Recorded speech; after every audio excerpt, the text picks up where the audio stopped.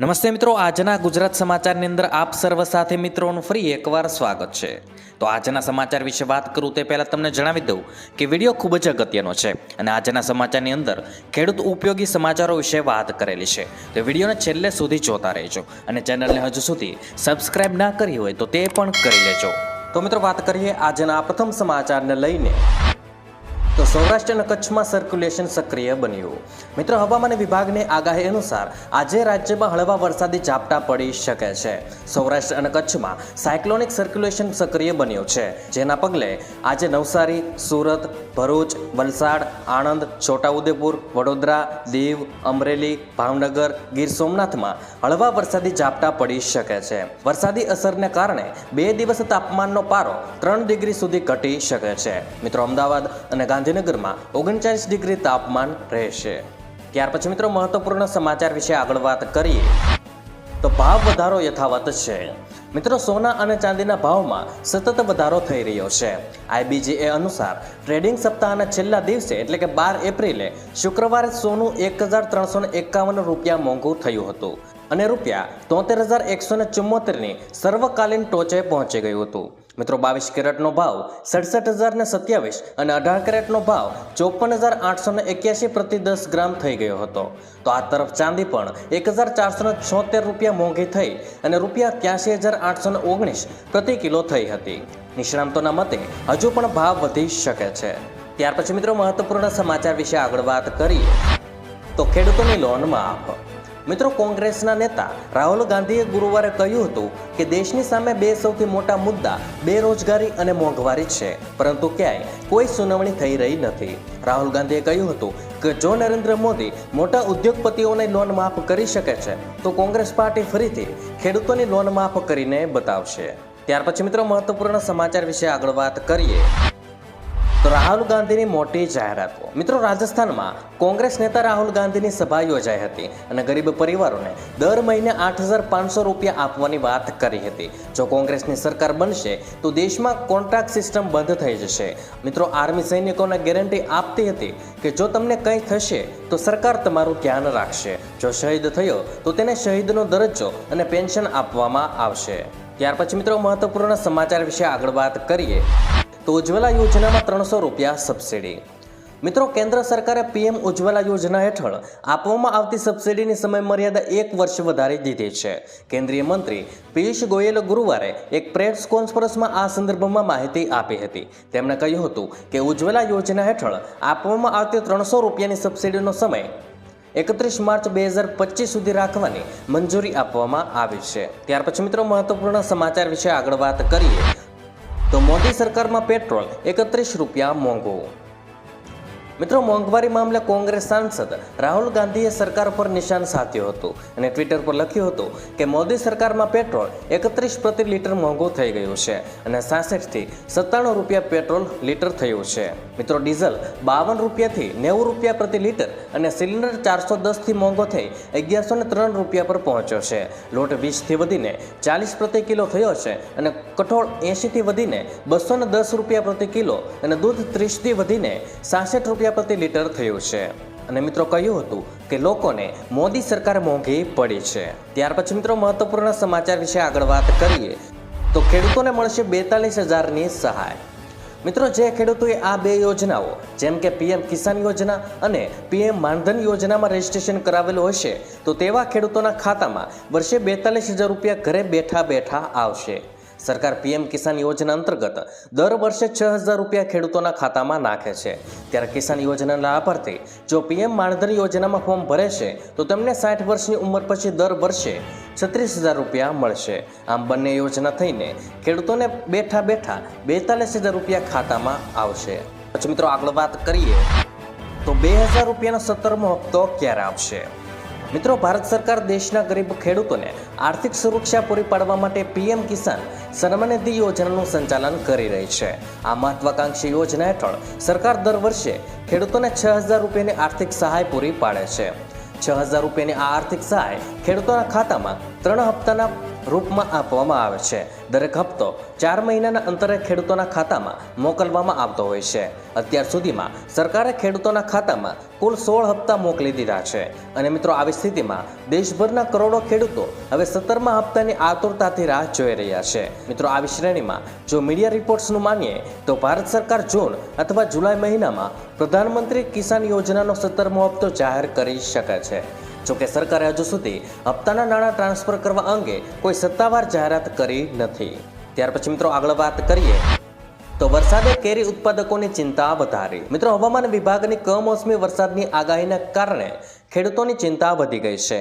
દક્ષિણ ગુજરાતમાં કમોસમી વરસાદને કારણે કેરીના પાકને ભારે નુકસાનની ભીતિ સેવાઈ રહી છે. ઉનાળાની સિઝનમાં આંબા પર કેરીનો પાક તૈયાર થઈ રહ્યો છે. તેવામાં કમોસમી વરસાદ થશે તો પાકને ભારે નુકસાન થવાથી ખેડૂતોને રોવાનો વારો આવી શકે છે. દક્ષિણ ગુજરાતમાં ખેડૂતોનો મુખ્ય પાક શેરડી અને બાગાયતી પાક લેતા હોય છે. ત્યાર પછી મિત્રો આગળ વાત કરીએ તો આજના સૌથી મોટા શૈક્ષણિક સમાચાર. મિત્રો, હવે શાળાઓમાં શિક્ષણ રાષ્ટ્રીય ક્રેડિટ ફ્રેમવર્ક હેઠળ ક્રેડિટ સિસ્ટમ દ્વારા કરવામાં આવશે. Central board of secondary education શિક્ષણ સત્ર 2024 અને 25થી ધોરણ 6, 9મા અને 11મા આ સિસ્ટમને પાયલોટ પ્રોજેક્ટ તરીકે લાગુ કરવાની તૈયારી કરી છે. આ સિસ્ટમ હેઠળ જો વિદ્યાર્થીઓ ધોરણ 9માં વર્ષમાં 210 કલાક અભ્યાસ કરે છે તો મિત્રો તેમને 40 અને 54 ક્રેડિટ માર્ક્સ મળશે.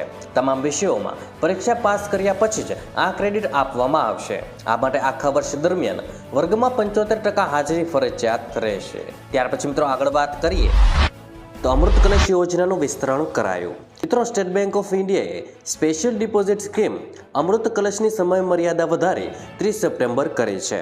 400 દિવસની મુદતવાળી આ યોજનામાં વરિષ્ઠ નાગરિકોને 7.6% દરે સૌથી વધુ વ્યાજ, જ્યારે અન્યોને 7.1% દરે વ્યાજ મળે છે. ઇન્કમટેક્સ એક્ટ મુજબ વ્યાજ પર TDS લાગુ થાય છે અને 2 કરોડ સુધી આ સ્કીમમાં તમે જમા કરાવી શકો છો. મિત્રો, 2 કરોડ રૂપિયા સુધી આ સ્કીમમાં તમે નિવેશ કરી શકો છો. જ્યારે સામાન્ય થાપણોમાં વરિષ્ઠોને 7.3% વ્યાજ મળે છે અને અન્યને 6.80% લેખે વ્યાજ મળે છે. ત્યાર પછી મિત્રો મહત્વપૂર્ણ સમાચાર વિશે વાત કરીએ તો દીકરીઓને મળશે 70 લાખ રૂપિયા. મિત્રો, સુકન્યા સમૃદ્ધિ યોજનામાં તમે એક નાણાકીય વર્ષમાં ઓછામાં ઓછા 250 અને વધુમાં વધુ 1,50,000 જમા કરાવી શકો છો. તમે આ રોકાણ હપ્તા અથવા તો એકી સાથે કરી શકો છો. ધારો કે તમે વર્ષ 2024માં તમારી દીકરી 1 વર્ષની થવા પર સુકન્યા સમૃદ્ધિ યોજનામાં ખાતું ખોલાવ્યું છે. જો તમે દર નાણાકીય વર્ષમાં સુકન્યા સમૃદ્ધિ ખાતામાં 1,50,000 જમા કરાવો છો તો તમને વર્ષ 2045માં પાકતી મુદતના સમયે કુલ 69,27,578 મળી શકે છે. આમાં તમારા દ્વારા રોકાણ કરાયેલી રકમ 22,50,000 રૂપિયા હશે અને મિત્રો વ્યાજની આવક 46,77,578 રૂપિયા હશે. આ યોજનામાં 1 વર્ષમાં કરેલા 1.50 લાખ રૂપિયા સુધીના રોકાણ પર આવકવેરા મુક્તિનો લાભ પણ મળે છે. અને મિત્રો આ સ્કીમ ટ્રિપલ સ્ટેટસ સાથે આવે છે. ત્યાર પછી મિત્રો મહત્વપૂર્ણ સમાચાર વિશે આગળ વાત કરીએ તો રેલવે સ્ટેશનમાં લોટ અને ચોખાનું વેચાણ થશે. મિત્રો, ભારતીય રેલવે સ્ટેશન પર જ લોકોને લોટ અને ચોખા વેચવાનો નિર્ણય લીધો છે. આ માટે રેલવેએ ગ્રાહક બાબતો, ખાદ્ય અને જાહેર વિતરણ મંત્રાલય સાથે હાથ મિલાવ્યો છે. મિત્રો, આ પહેલથી ઝારખંડ, બિહાર અને બંગાળ જતા લોકો સ્ટેશનથી જ સસ્તો લોટ અને ચોખા ખરીદી શકશે.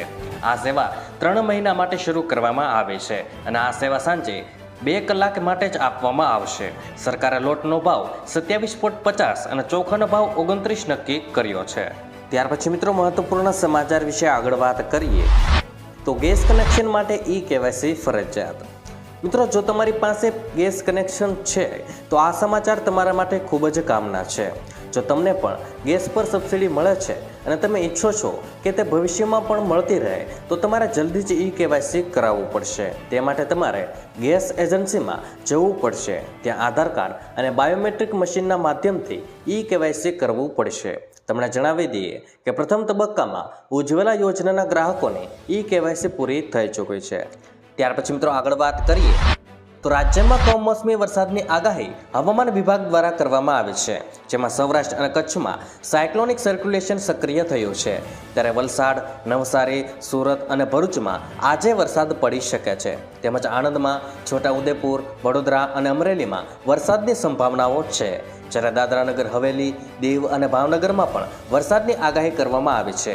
જ્યારે મિત્રો આવતીકાલે વલસાડ, નવસારી, ભાવનગર અને ગીર સોમનાથમાં વરસાદની શક્યતાઓ છે. મિત્રો આજે કયા કયા જિલ્લાઓમાં વરસાદની આગાહી છે તેના વિશે વાત કરીએ તો આજે આણંદ, છોટાઉદેપુર, દાહોદ, નર્મદા, ભરૂચ અને સુરતમાં વરસાદની આગાહી કરવામાં આવી છે. જ્યારે દક્ષિણ ગુજરાતના નવસારી, વલસાડ અને દમણમાં ગાજવીજ સાથે વરસાદની આગાહી છે.